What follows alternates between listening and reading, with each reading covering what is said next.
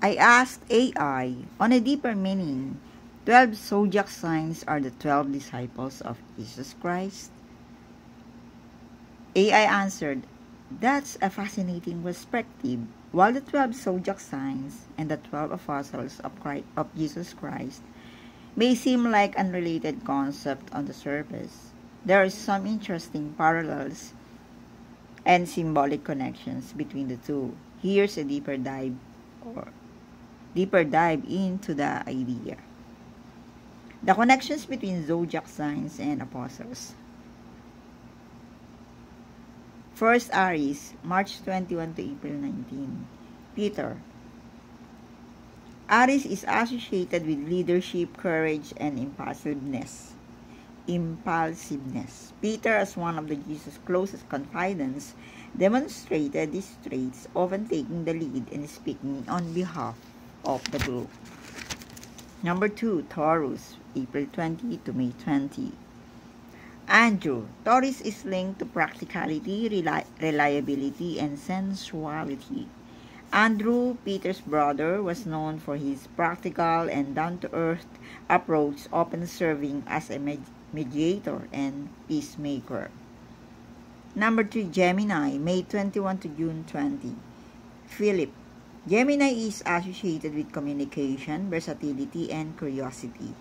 Philip, one of Jesus' earliest disciples, was known for his ability to communicate complex ideas and his curiosity about the world around him. Number 4, Cancer, June 21 to June 22. Bartholomew. Cancer is linked to emotional depth, nurturing, and protection.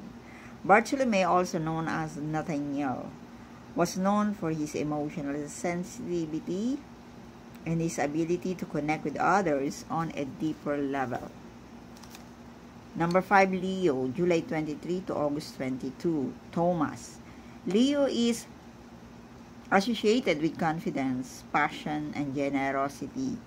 Thomas, famously known as Doubting Thomas, demonstrated that these traits, albeit in a more introverted way, though his unwavering commitment to Jesus and his willingness to take risks. Number 6, Virgo, August 23 to September 22. Matthew. Virgo is linked to analysis, practicality, and attention to detail. Matthew, a former tax collector, demonstrated these traits, though his meticulous record-keeping and his ability to analyze complex financial systems. Let's take a break. And I want to sip my coffee. It's raining now, so it's cold here.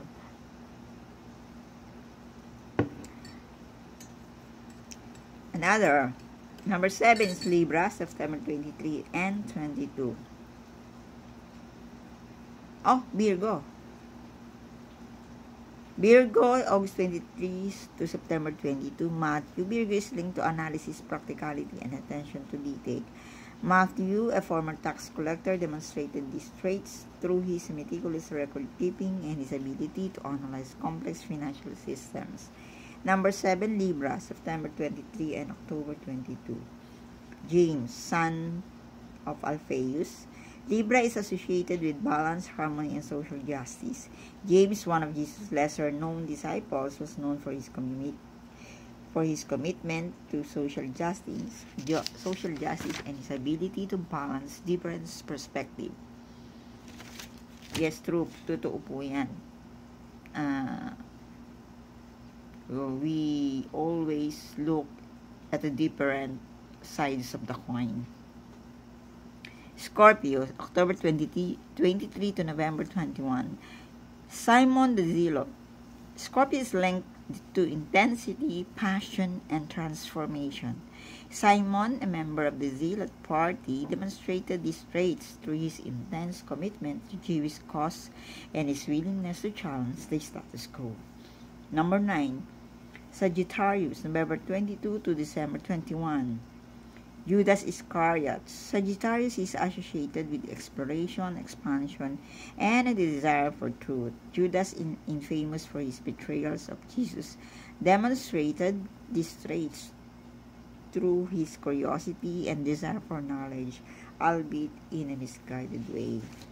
Number 10, Capricorn, December 22 to January 19. Matthias, Capricorn is linked to discipline, responsibility, and ambition.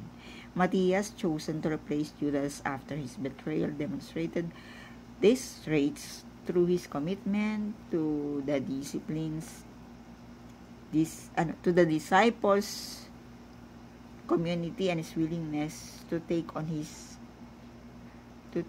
new responsibilities. Number 11 is Aquarius, January 20 to Feb 19. James, it says the brother of Jesus. Aquarius is associated with humanitarian independence and innovation. James, Jesus' brother and a leader in the early Christian community, demonstrated the traits through his commitment to social justice and his willingness to challenge traditional norms. 12. Pisces, February 19 to March 20. John, Pisces is limited to empathy, intuition, and spiritual connection. John, often referred to as the beloved disciple, demonstrated these traits through his deep emotional connection with Jesus and his ability to intuitively understand the spiritual realm. While this connection is intriguing, but it's essential to note that first, the zodiac signs and their corresponding dates were not formalized until ancient Greece, long after the time of Jesus and his disciples. Number 2, the connection or the association between zodiac signs and apostles are interpretative and not universally accepted. Number 3, this connection should not be seen as a literal or historical equivalence, but rather as a symbolic and metaphorical exploration. This perspective offers a fascinating glimpse into the symbolic connections between the zodiac signs and the apostles, inviting us to contemplate the deeper meanings and archetypes that underlie human experience. Because as I researched or as I found out via internet, all of the zodiac signs are stars, and Jesus is the sun, the biggest star.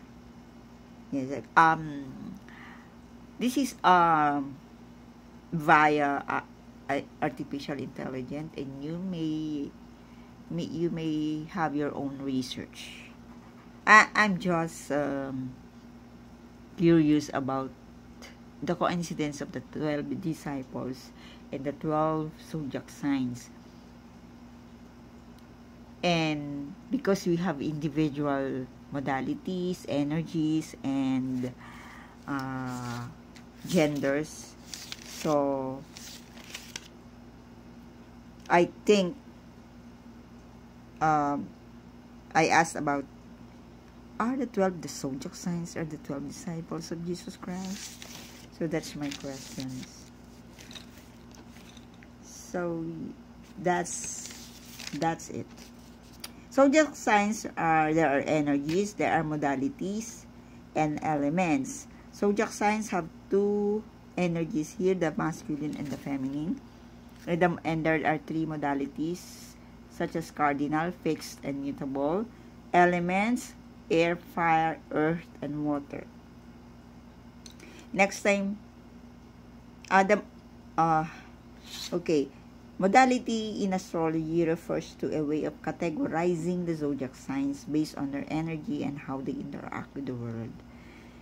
So next time I'll explain, or I'll share to you what I found out about the why cardinal, why fixed, and why mutable, and their definitions. Bye for now. Have a great day. Hope you listen to my voice on, or my thoughts on zodiac signs via AI.